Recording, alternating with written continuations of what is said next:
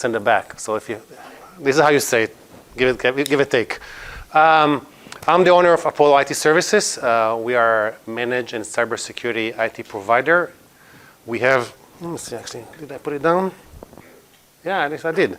So we are located in Austin, Texas, Arkansas, Virginia, and now in Canada. We provide IT solutions. I know, you're right, doesn't look like that. We provide IT solutions and cybersecurity consulting to small and mid-sized business. Our definition of small and mid-size is 10 to 140. Coming back from Texas, for example, their definition of small is like 500. Okay, so do we have a couple of slides here, like if you want to sleep or browse on your phone, the first 10, you can sleep over. They're just statistics about cybercrime. If you are bored, doze off, I'm okay. The rest of them, break your ears up, because this is, I'm going to teach you how to prevent cybercrime in your company that you're going to start up, or what you're doing right now. So let's dive into that. Why are you here, right? You're here to hear the good stuff. You're probably going to tell me why you are here. You want to know how to protect, what is cybercrime and how to protect your business, right? In a basic way. Why tech startup, right? Intellectual property, right? When you develop something, formula, idea, mechanical innovations, it's worth money for a lot of people, right? People looking for that. Hackers, they can copy that.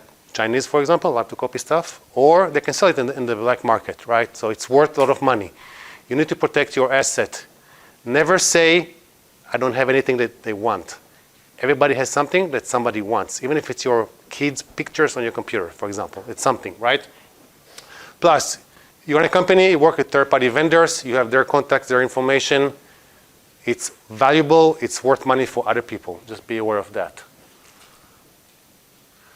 Okay, let's talk some dry numbers, okay? I mean, if we're here.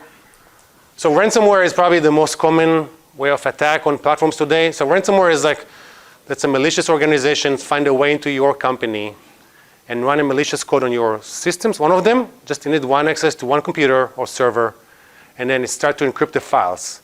What you get is like a blank file that tells you, hey, you cannot access the file. We give you 72 hours to pay us ransomware, right? So usually it comes in a case of a Bitcoin. If you don't get us the money in 72 hours, you lose your files. Now, this industry evolved so much in the last few years because they make so much money. But most companies pay it. I'm going to show it later. So they literally, they have troops of people that writes malicious code for them this year. It's like cybercrime 2019 bypassed organized crime revenue-wise. Right? It's still easy. You have someone, you hire someone from third-party country, write the code, and just send it away. So 153 million new ransomware codes. That's a lot. We're around 440 per month generating new codes, right? If you're a developer, that's pretty staggering. 50% of business and 50% of consumers' PC got infected. I have one of my friends, someone got into her machine, wiped out all his kids' pictures since they were born. They were 7-year-old. He did pay the $400 to get the money back, the pictures back. If you get hacked once, there's a good chance you'll get hacked once, again, and again, and again.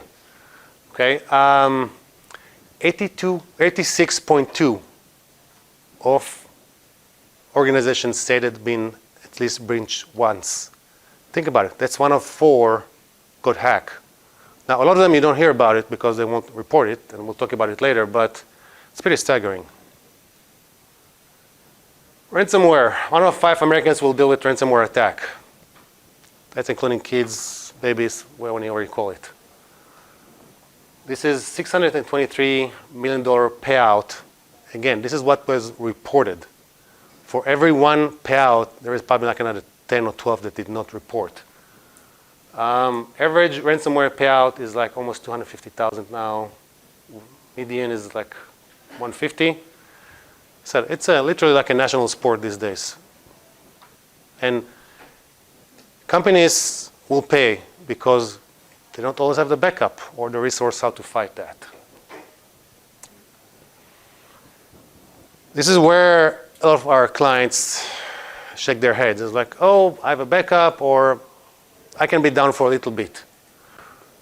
Usually, downtime is the biggest threat for a company. Like when you get hacked, there is no way to pull the virus out. You literally have to come and wipe your whole system down. Your computers, your servers, your network. That takes a lot of time to recover. If you have a cyber insurance and they send a forensic company to analyze the breach, you'll be out of gear for a couple of weeks. The average downtime for a company right now is 3.8 weeks in the industry that you cannot do business, right? If you're a bigger company, you can be down for like 2-3 months. Small story. So most of you probably have smartwatches or heard about this company, small one called Garmin, right? You know them, right? Very small.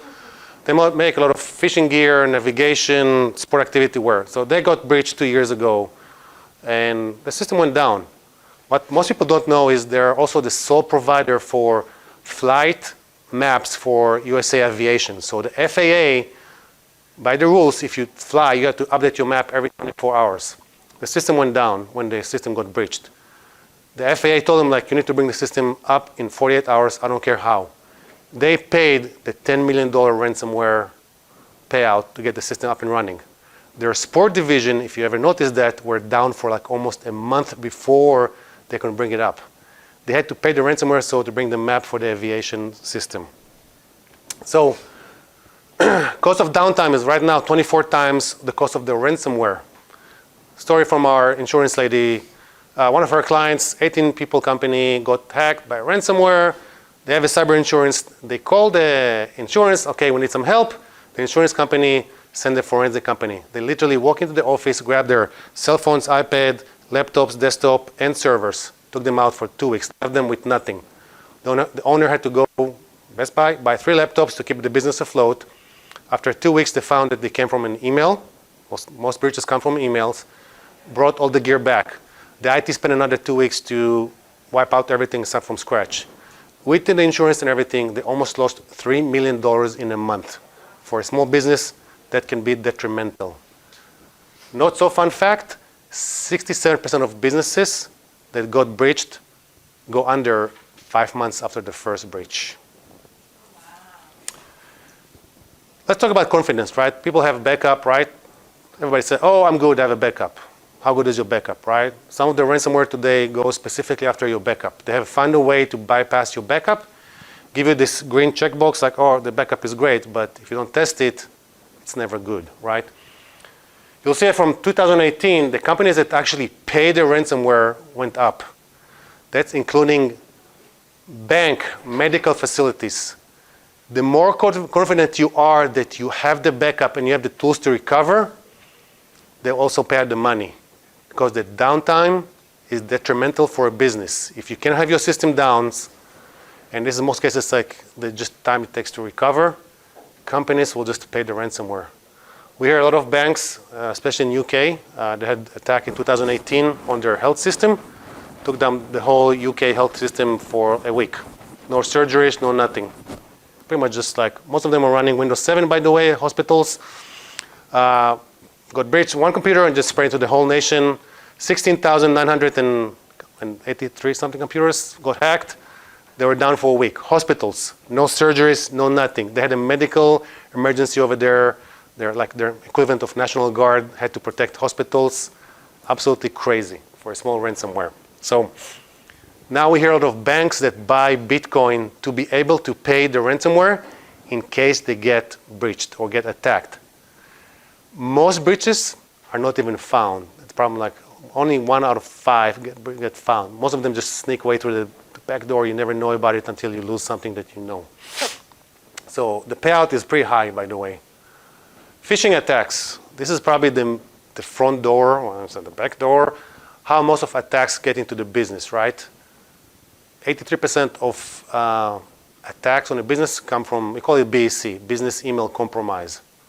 You get a suspicious email, link, pictures, a link from a friend, right? This is like most people how we live and die on our emails, right? If you run a business, you do.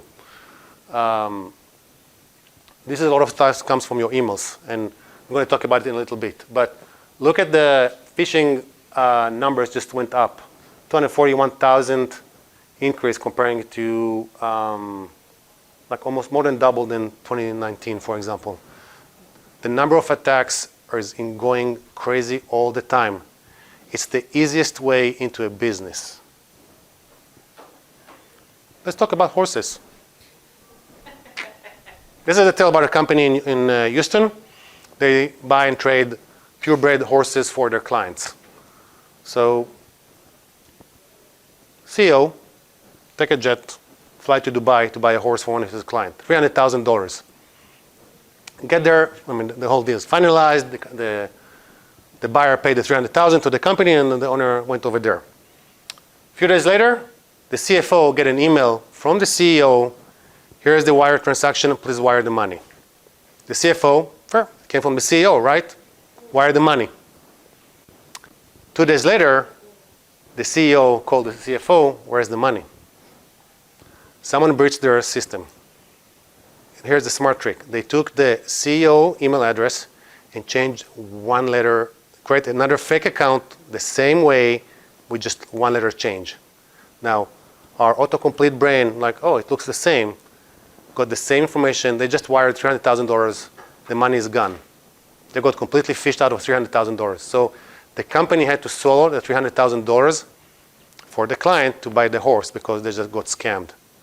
Someone been in the system 69 days, checking everything, following communication, came from a phishing email that's one of the employees, small click. This is the CEO. I mean, again, this is just like a fake photo, but this is how it comes. Poor man. Yeah, poor man, yes. So you'll be surprised how many companies get breached.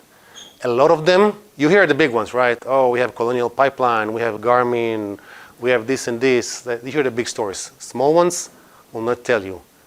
If you are FDIC regulated or HIPAA compliance company like medical facility, by law you have to report the breach.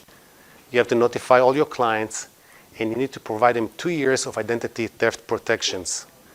Guess what? Small clinics, they will not tell you that. If you trust your doctor facility, good for you. Don't. You'll be surprised how many of them don't care about security, about physical security on the facility or the servers, or how they use the infrastructure. I cannot tell you how many stories we walked into medical facilities. The Wi-Fi password is the owner's cell phone number. I kid you not. And they want it because it's easy. And it's the same password for everything in the office, even for the guest. And how many times we saw breaches that like, you need to change your security measures. Like, no, I want it easy. I'm like, there is no easy here. If you think about it this way, right? Imagine Fort Knox on the right side and a coffee shop on the left side, right? Between like free Wi-Fi and Fort Knox. Every business, every organization has what we call it security tolerance. You need to find where is your sweet spot. You want to make your life for the users super hard, you go to Fort Knox. But if you're protecting something seriously, you need more measures and guards to protect your business than having a free Wi-Fi coffee shops. Okay, so this is the fun part. So that was the boring statistics. How can we protect our business, right? We're going to talk about it. So first of all, implement good hygiene. If you want the presentation, you can get it then. You don't have to write everything because there's a lot. Well, I know, I've been there. So good security hygiene, right? Be aware what's happening behind you. You work on a computer, someone is watching over your shoulder. You sit in a coffee shop as someone is eavesdropping on you. Be aware of your surrounding. You'll be surprised how much information we chat and blab when you sit in a coffee shop, speaking out loud. Oh, my bank did this to me. This is vital information. On the dark web today, you can buy Social Security and someone's identity for $1,500. That's pretty much it. If you ever talk to an identity theft person, we hear horror stories like 8-year-old kid that found that they have HIV because someone stole their identity, or people that found it like suddenly they had a liver, kidney, or liver surgery, but someone stole identity. So just be aware of that. Okay, let's dive in. So this is some of the subjects we're going to talk about. It's a lot. We're going to just touch on the iceberg of this stuff, right? It's a lot of stuff to go. I try to make it very simple so you can understand. But if you do most of the stuff here, that will guarantee at least 80% of your business security, right? the right platform to start. You start a business, probably the most common question we ask, Office 365 or Google Workspace? What do I choose, right? A lot of startup companies, especially in the high-tech industry, Google Workspace will give you a free cloud computing instances to work in. So people go into that. 95% of the industry works with Microsoft 365. That's the go-to platforms. It's easier to manage the users, have advanced security. It integrates with third-party vendors flawlessly. You can manage the users, cybersecurity, but there are both good options. If you start your company or have your company, choose wisely, because migrating from one platform to another is absolutely a nightmare, because this is part of our services. It's horrendous, it's messy, and it's hard. So pick your tool right from the get-go and stick with that. Here's what I can recommend. Most people start with Google because it's easy. They know Google Gmail, right? As the company grows past 4 or 5 people, I'm like, oh, like this thing is missing. We need this, and then Microsoft has it for free. And then, okay, let's move them around. This is where it start get messy. So start with Office 365. It's going to be a little bit quirky in the beginning. I promise you, as you keep growing your company, this thing will be your like winning tools. They have so many add-ons that you can add and have for security that will pay dividend down the road. But that's probably going to be one of your first decisions you make how to run your business, the platforms. Don't take it lightly. Password, my biggest one, right? So here's a fun statistics for you. Most people have 3 passwords that they use in 9 different variations. Usually they take the first or last letter and just move them around. Most people, not me, not you. Oh, that's good. No, I do that. Oh yeah, like no, 93% of people do that, I just right? change the numbers at the end. So everybody says like, in the past, like you need to have at least 8 characters password. You mix some letters, numbers, and upper characters, and uppercase, upper lowercase, special character. This is from 2 months ago. Okay? This is an 8-character password, uppercase, lowercase, special characters. 5 minutes. And they're going to tell me like, oh, Galiko, but it's probably like on the NSA computers, right? That's crazy. This is on a $2,000 computer, right? 3 years ago, these 5 minutes were like almost 3 days. This is how technology evolves. This is based on 1 graphic cards that cost $1,200. Pretty much it. And a free open source software on the market. So we tell people, use a good strong password. Don't use 8. It's bad for you. You can risk your life. You're laughing, but it's very bad. Look at that. 17. 380 billion. I don't know what it is, like the billion years. That's a lot. Every digit above 10 make it like exponentially harder to crack. So in the past, organizations said like, hey, we give you 8-character password, and we need to change every 90 days, right? It was the rule by NIST, the Network Institute for Technology Standards, or Standards for Technology. They changed it last year to 14 characters every 6 months to a year. So we've seen like a lot of companies do like, we need a minimum of 16-character password, but you change it once a year. One of the benefits we see is like, we don't see any more sticky notes on the screens or under the keyboard with the new password under the drawer, right? Like, can you imagine like a cleaning lady goes in the office and just like collects sticky pads and like she has a Rolodex of like passwords. I kid you not, we've seen it happen. Like, if you have one good strong password and it's good for a year, you're going to remember it eventually. How to check your password? So there is an organization, it's called security.org. And then it said, how secure is my password? You type your password, and they give you, we can hack it in like 3 minutes, 5 years, 10 years, and it's always changing, evolving based on the current technology. Hello? Sit wherever you want, there is a free chair. So they check how strong is your password. This is a great tool to check how strong is your password. And you'll be amazed sometimes how weak is your password. People are like, oh, I have 16 characters. But it's a sentence, it's a word, it has names, your dogs, your kids, your neighbor, I don't know what.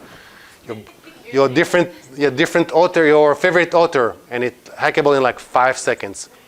And we see people that have like 10 characters that are like 3, 5 years, just depending what you mix inside. Just make it count, make it work. So that brings us to the biggest tool that every organization is a must-have. It's almost as must as like wearing socks, I want to say, right? Like the first thing we ask business today is like, do you have a password manager? Because today with platforms, cell phone, banks, SaaS platforms, everything is online, right? How do you manage your password? Remember the 3 and 9, everybody has the same 3 password? Can you imagine using the same password for all your banking system?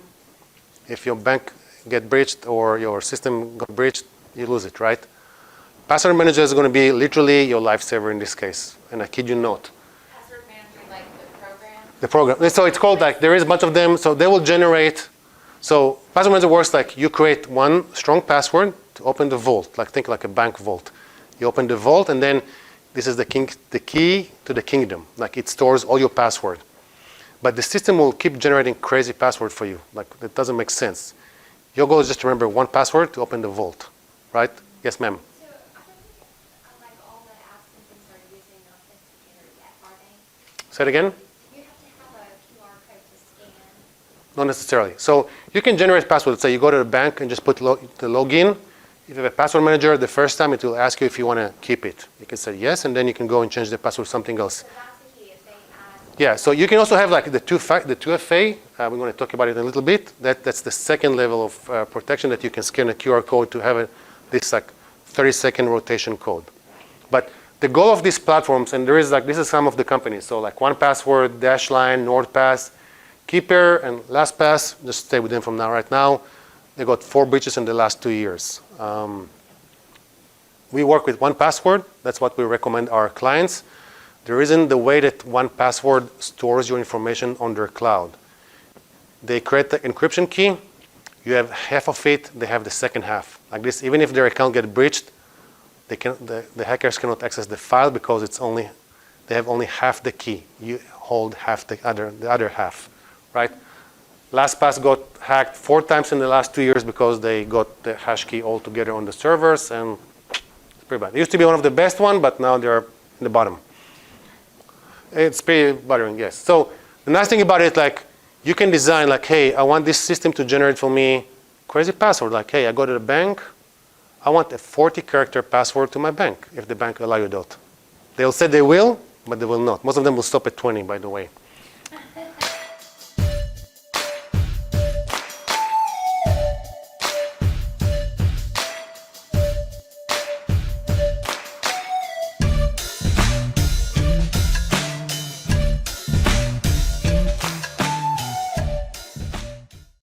So then let's talk about 2FA, or the two-factor authentication or multi-factor authentication.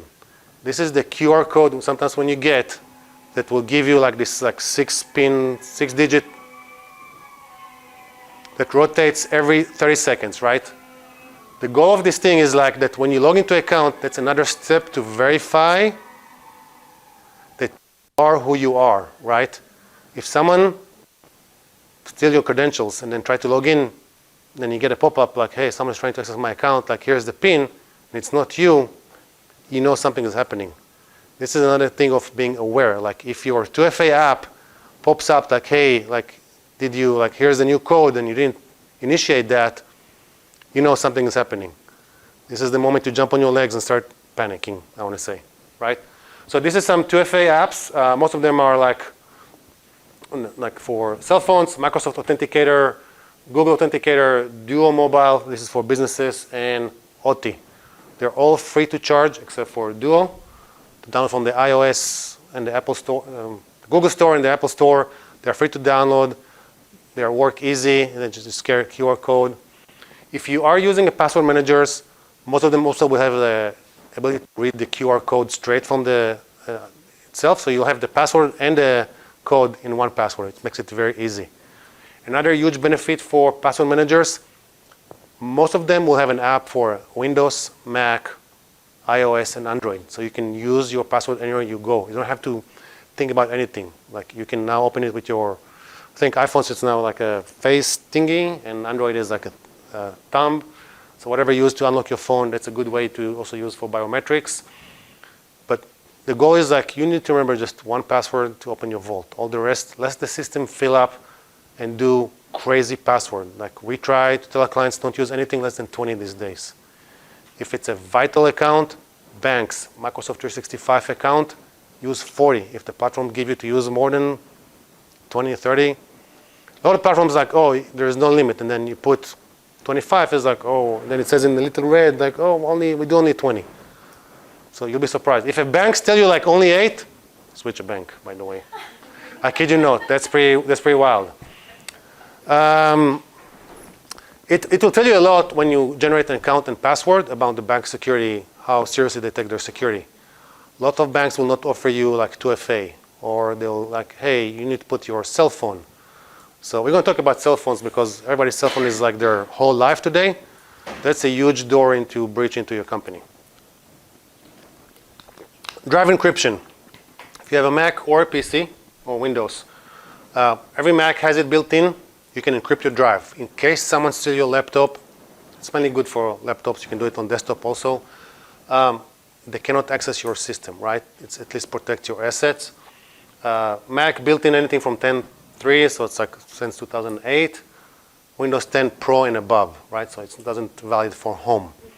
If you have a work laptop and you keep confidential information, actually any kind of information, doesn't matter, encrypt your drive. You'll get a recovery code, print it, and please don't keep it on the laptop. It doesn't help you if you get encrypted, right? Print it out, put it in your socks drawer, I don't know, your kids' toys basket, I don't know. So it's like in this software or not? So it's a combination of, for Windows, it's a combination of two.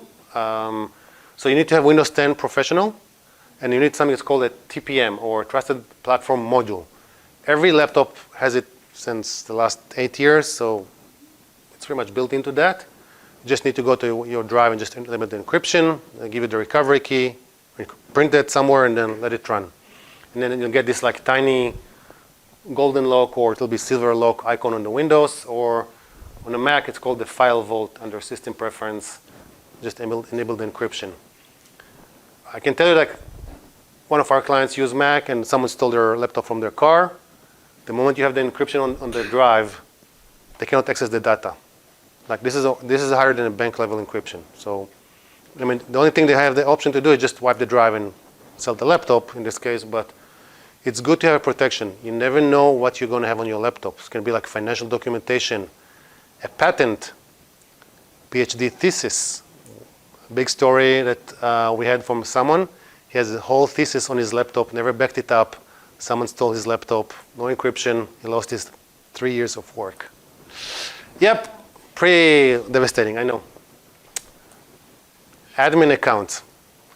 Every time that you run a business, the first account you open, everything, QuickBooks, Office 365, Google Worksheet, 1Password, you name it, is the admin account, right? It's the one that runs the business.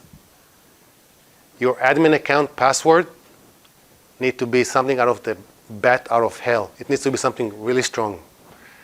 I'm going to say even like it needs to be like crazy secure. Aren't those usually like the simplest? That's the wrong. And I'm going to tell you a story about it. So the most common platform is like Office 365, and it does allow you to use like strong password. So we tell our clients, so first thing for admin accounts, use at least 40 characters, right? Password managers makes your life easy in this case. Never assign a license to the admin account. So let's say don't use your like personal email as also your admin account. Story, we had a client in Austin, HR company. She was the owner. She opened a company with Office 365. A few weeks later, she was meeting a client in a pretty fancy hotel in downtown Austin. 2 hours later, she noticed that all her emails are being funneled out like auto-forward. Someone spoofed the Wi-Fi in the hotel. It's easy to do it. You just put a keylogger, grab her Office 365 credentials, log in, created 3 more fake accounts, and then did auto-forwarding for all the emails. Thankfully, she was very savvy and caught it very quickly. So we came in, cleared all the accounts, did all the forwarding rules, changed the password like crazy, lots of headache. She's a nice old lady. She kept the password on a real notebook. So again, her account was the admin account. And this is one of the things that we told her, like, don't use an admin. And she's like said, yes, yes, yes. And then that's what happened. So never give a license or access to admin account to anybody, especially for your main platform, Office 365 and Google Workspace. So I'm sorry. It's okay, no. So like I have an Asus, that is my admin. You have a what? Asus laptop computer. Okay. And like that's my account that. This is an account for the computer, for the laptop, for the admin, yes. So for accounts on the computer itself, this is not related to the online platforms. You can have another account as just a standard user. Usually we recommend people have another account as a standard user because if you think about it, let's say if you get a malicious code on your machine, because you are the admin, it can run on the spot behind the scene without you knowing about it. If you run as a standard user, something will pop out. And you know if you're installing something, right? So that's one way to prevent that stuff. So our rule for all our clients, nobody gets an admin, not even the CEO. And I promise you, I get a lot of hit from that. Shouting like crazy, I'm the CEO, I pay you the money, I want admin account. And the answer is no. And then, I'm kind of confused. What is that? so admin account is the account that allows you to run on a computer. You can install the software, do modification, change your password, for example, create an additional account, right? And then a standard account is an account that like can run on computers, but you cannot install software. You cannot create additional accounts. You cannot change all the settings. But then where does that admin account go if it's not? It's just like it's there, just dormant, like you don't use it on the computer. Yeah, so like you have like multiple accounts on the computers. One is the admin and one is the standard. So on a computer, you don't have a license per se to say, but again, this is mainly more about online platforms, Office 365, Google Workspace, 1Password, Hotspot, Hootsuite, whatever platform you use to manage your client. QuickBooks, right? Usually the first account you open is an admin account. So don't use these accounts to manage your business or run your business. Just pull the license, create another account, like a simple account, a standard account, dummy account, doesn't matter, to run your business on that. Strong password, 30 characters or more.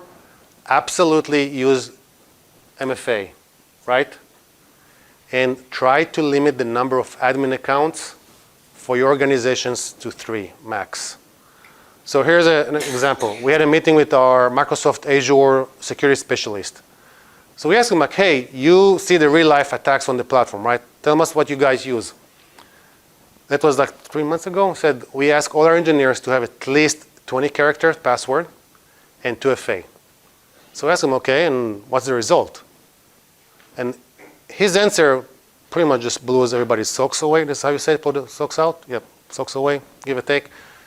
They saw a reduction of 91% on their infrastructure. Let me say it again, 91% by implementing just 2 things, 20 character password and 2FA on their accounts. And this is Microsoft themselves. This is not third-party company telling me, like this number for us IT people is staggering. Like by having a good security, a good strong password and 2FA, you can reduce the number of attacks on your platform like crazy. Now, why do I read that it's like so important? If someone gets access to your Office 365 account or Google Workspace and is an admin, create a fake account, like we heard with the horror story, right? Someone just change one letter, nobody will notice. A lot of times we see they create a forwarding rules. That means every email that comes into someone mailbox, it automatically forward the copy out to a suspicious email. They can siphon out your personal information. If you're an HR company, Social Security. If you're a company, secrets, bank account, passport numbers, you name it. Everything is siphoned out without you knowing. It's happening automatically behind the scene. When you have an admin account for one of the platforms and someone breached that, you're probably going to lose your business. That's almost a given. I can tell you that from past histories. Like it's bad. Okay, let's talk about VPN. So what is a VPN? We hear it a lot. Virtual private network. Who here likes to work from a coffee shop? Raise your hand. Okay. Myers? No? Okay. So a lot of people work from coffee shops. You travel, use hotels, cruise boats. It doesn't matter, right? The moment you use a public Wi-Fi, you are automatically a target. I'm telling you, like there is a device we can plug into our computers, give like a broadcast, like a free Wi-Fi. We do the test before, like we went to Starbucks, plug it to our laptops, Starbucks_free, right? And people connect to that, and then we do running a keylogger on that. That means everything that they type, we collect this information. We see which website they go, what's the username and password. This device costs $99. Oh my gosh. The software is free.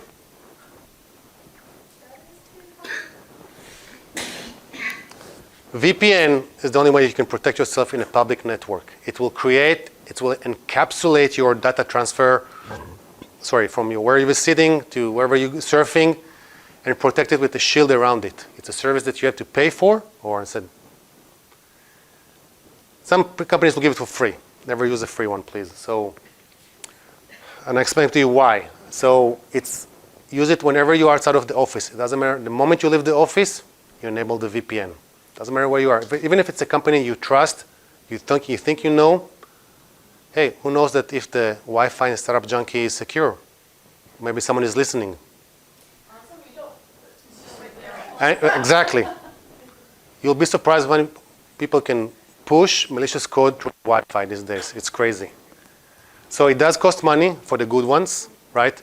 If you get an option for a free one, don't use it, because they sell your information. They collect your information. So the purpose of VPN is to protect your identity when you surf the web, right? The companies that you paid for them will not track this information, will not keep the logs, right?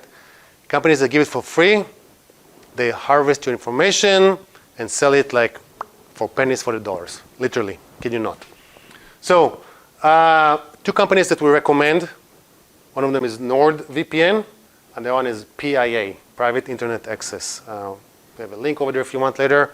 This is two companies that they cost money, around $3-4 per month per user. They have servers all over the world, so you get the fastest speed wherever you are. They don't keep the logs, and they have a high compliance certification. That means they are good companies, right? We had a scam a few years ago. It was very common in social media. Just get a pop-up for free VPN. There was one company that developed 14 VPN clients just to give away for people, and just collected a ton of information, like where the website you go, your information, not exactly like password, but they literally track everything you do on the web. Like you just give it for free. People use that, and then someone shut them down. So, I have a question. yes. Will incognito windows help at all? Or let's say someone's already tracking my stuff, and I don't know. I open an incognito window. Can they see what I'm doing? Yes. So incognito mode is good for when you use admin accounts, for example. Let's say I need to go and do change into Office 365 with my admin account. Every time you browse the web, it's called a cookie. You get a cookie from a website that like, here's what we know about you, right? It's like a mishmash of letters and numbers. If you log into a website, it keeps the credentials and hash the password. A lot of the hacks we see is like people get into your computer, steal the cookie, put them in their browser, so they know the website, they know the username, and they just need to crack the password, right?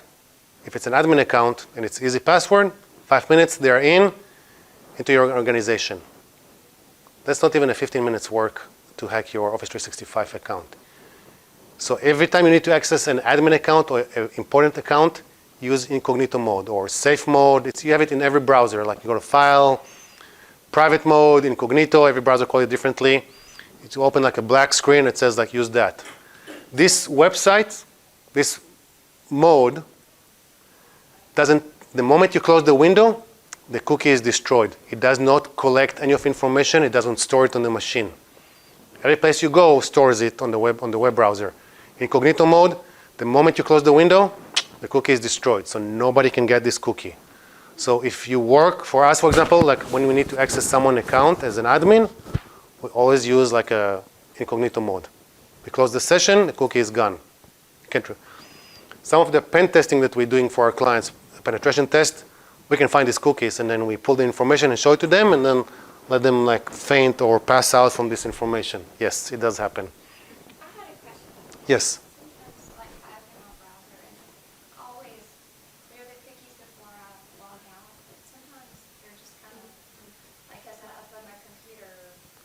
So you want cookies. Cookies is good for you because it helps you like avoid some of the stuff that you go on a website, especially a website that you visit a lot.